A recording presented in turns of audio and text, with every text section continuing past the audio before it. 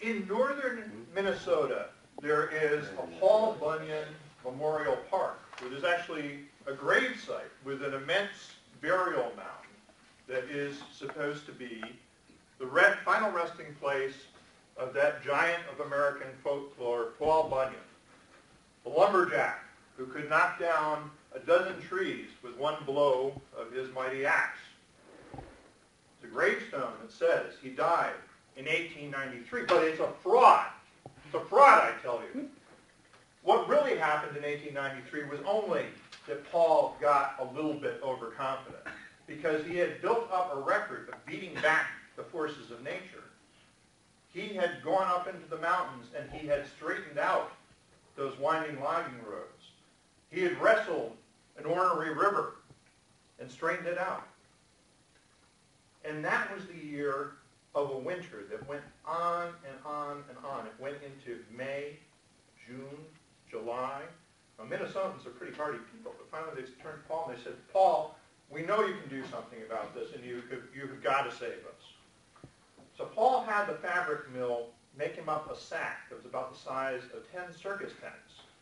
Got some long ropes, and the next time it snowed, he threw that sack up over the snow clouds. And with Babe the Blue Box pulling on those ropes, they hauled those clouds down, and they stuck the ice and snow into a cave overlooking St. Paul. Well, it was a mighty battle, but finally, that winter knew it was beaten, but it wasn't under tricks. It let a little bit of snow melt and refreeze on the path leading away from that cave mouth. And as Paul was walking away, congratulating himself on a job well done, he slipped and slid right back into that cave mouth, landed in the ice and snow, and was frozen solid in a state of suspended animation. Decades went by, a century, more decades. Summer and winter, that ice, blue ice, stayed frozen solid. Along came an election year.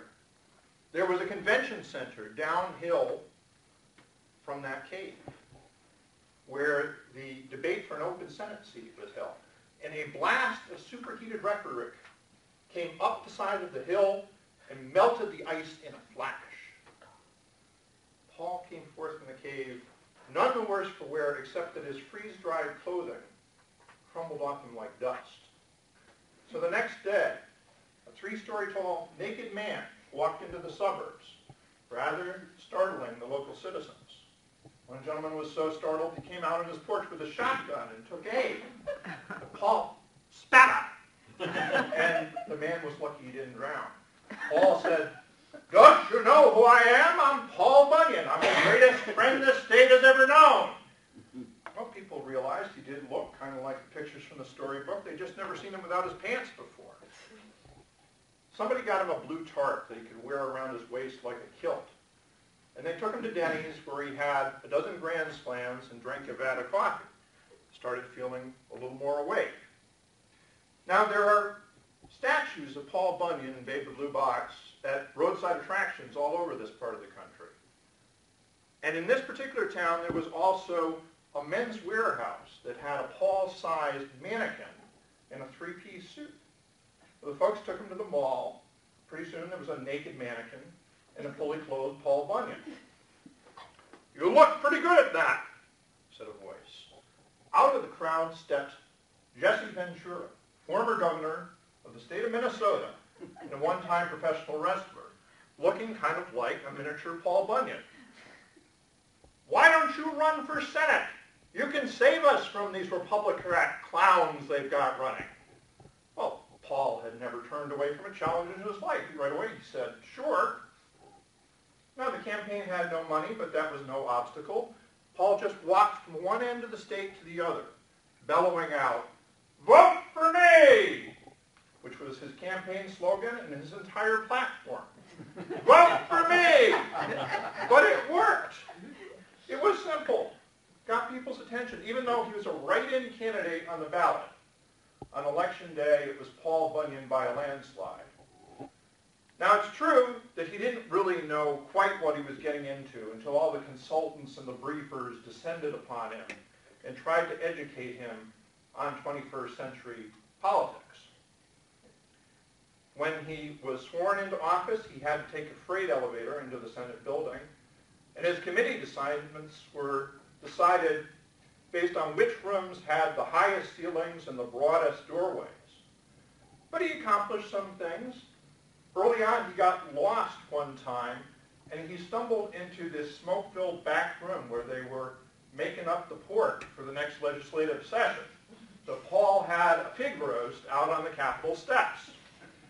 Even then, the lobbyists thought he was just some kind of oversized yokel who needed to be schooled. That is, until Paul took one of them and hung him by his suspenders from a chandelier in the Senate rotunda. He was so angry that he took a walk over to K Street, and he took that firm's office building, and he relocated it to a cow pasture north of Baltimore. Now, it turns out that he had broken a few laws along the way, and it wasn't long before the other senators had come up with articles of impeachment, accusing him of conduct unbecoming and blah, blah, blah, blah, blah. Paul didn't fight it too much. He had never been beaten at anything in his life, but this one he walked away from. He went back to the people in Minnesota and he said, "Folks, I tried.